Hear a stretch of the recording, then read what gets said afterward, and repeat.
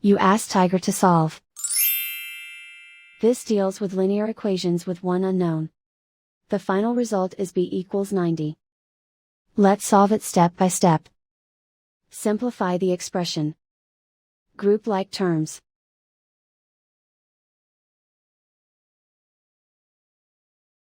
Simplify the arithmetic.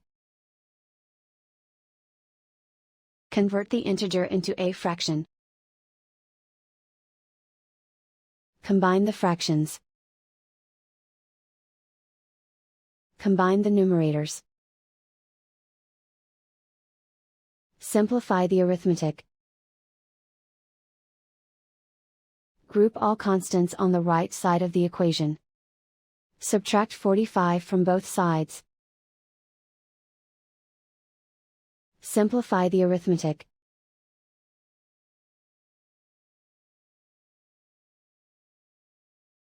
Isolate the b. Multiply both sides by inverse fraction 2/11. Group like terms. Multiply the coefficients. Simplify the fraction. Multiply the fractions. Simplify the arithmetic.